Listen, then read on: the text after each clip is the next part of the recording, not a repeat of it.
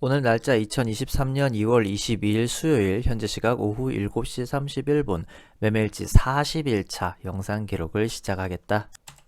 어제 TQQQ가 23달러가 깨지고 22달러 초반대까지도 이렇게 떨어진 상황이다. 뭐 오늘 프리장에서 이 근처에서 계속 버텨주고는 있지만 아무래도 이전에 그려놨었던 이 23.6달러 지지선도 다 깨졌고 이 밑에 있는 21달러 부근의 지지선까지 한참 거리가 있기 때문에 여기에서 반등을 하고 올라가기에는 힘이 좀 약해 보이고, 그렇기 때문에 여기에서 지금 매수를 하기보다는 한 21달러 부근 여기에서 매수를 하는 게 좋지 않을까라는 매수 타이밍을 잡고 있고, 그래서 오늘 장이 어떻게 펼쳐질지 모르기 때문에 여기서 더 하락을 한다면 21달러 부근에 매수를 하기 위해서 TQQQ 100주를 21달러의 지정가 매수를 걸어놓은 상황이다. 이렇게 지수가 어마어마하게 하락을 하게 될 때 어마어마하게 상승을 해주는 상품이 있는데 그게 바로 이 인버스 숏을 쳐주는 SQQQ이다. SQQQ가 최근에 한 1, 2주일 만에 32달러에서 39달러 근처까지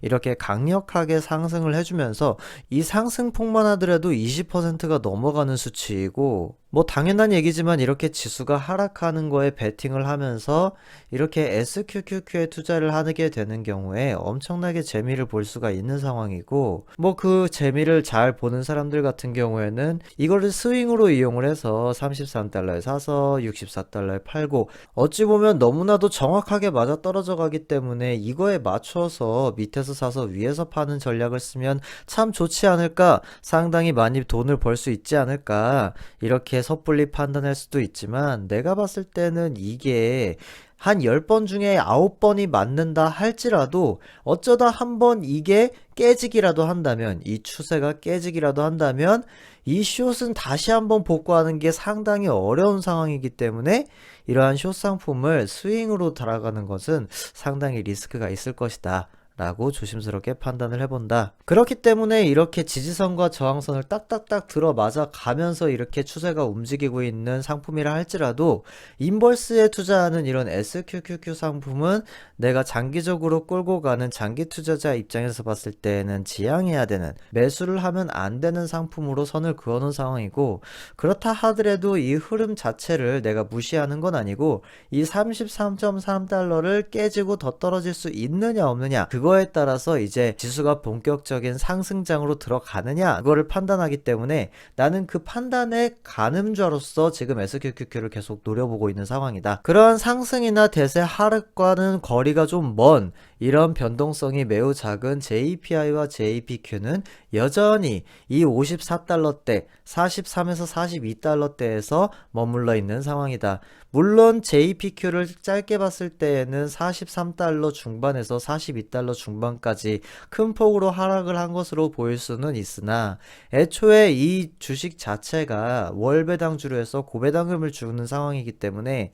이렇게 짧게 1%씩 왔다 갔다 한다 할지라도 변동성 자체가 작기 때문에 많이 떨어져 봐야 40달러 근처라서 나는 지금 여기에서 계속해서 JPQ를 더 주어간다라기보다는 한동안은 관망을 하고 있다가 이게 40달러 근처까지 떨어지는 상황이 온다 하면 그때 조금 더 적극적으로 매수를 할 수는 있겠으나, 뭐 그렇게까지 떨어지는데도 시간이 한참 걸릴 것으로 보이고 그게 언제가 될지도 알 수 없는 상황이기 때문에 이전에 내가 보유해 놓은 보유수량 500개만큼 계속 들고 가면서 월 배당금 달달하게 먹어보도록 하겠다. 뭐 이러한 JPI나 JPQ 뿐만 아니라 계속해서 성장을 해주는 이렇게 모닝스타 평가별 5개, 성과지수 13.46을 차지하는 이 제왕 SCHD를 계속해서 100주를 끌고 가는 것은 변동이 없고, 다만 이제 SCHD 같은 경우에도 꾸준히 우상향하는 상품이기 때문에 얘가 만약에 2달 전의 가격인 74달러 초반 근처까지 오게 된다면 이때는 또 메리트 있는 가격으로 보고 추가 매수를 진행하도록 하겠다. 이렇게 저점 매수 타이밍들을 계속 노려보고 있는 배당주 상품들도 있는 반면에, 내가 이제 다른 상품을 좀 더 고려해보는 것들이 있는데, 그걸 고려해보기 전에 일단은 뭐 원달러는 이렇게 올라가고 있고 지수는 떨어지고 있으니까 뭐 지수가 쌀 때 사고 싶어도 원달러가 환율이 높으면은 뭐 결국에는 뭐 또이또이 아니냐, 그렇기 때문에 미리미리 달러를 좀 보유하고 있는 게 좋은 전략일 수가 있고, 피어 앤 그리드 지수 지수 같은 경우에도 나날이 이렇게 뚝뚝뚝 떨어져 가고 있는 그림이 보이고 있는데, 오늘이 59점인데 이게 지금 최근의 흐름을 보게 된다면은 불과 일주일 전만 하더라도 70대 중반까지 높은 상황이었기 때문에 이 오르락 내리락 하는 패턴으로 봤을 때는 이제 완연하게 이 피어 앤 그리디 지수가 50 밑으로까지도 떨어질 수 있는 가능성이 열린 것이다. 이게 이렇게 흐름이 딱 이렇게 정해지게 됐기 때문에 이 흐름을 타고 간다면 채권 ETF인 TMF 같은 경우에도 좀 떨어질 가능성이 생겼는데, 그렇다 하더라도 나는 지금 TMF가 과매도 구간에 들어가 있는 상황으로 보고 있기 때문에 이 이전 저점 부근까지 떨어져 있는 이 가격,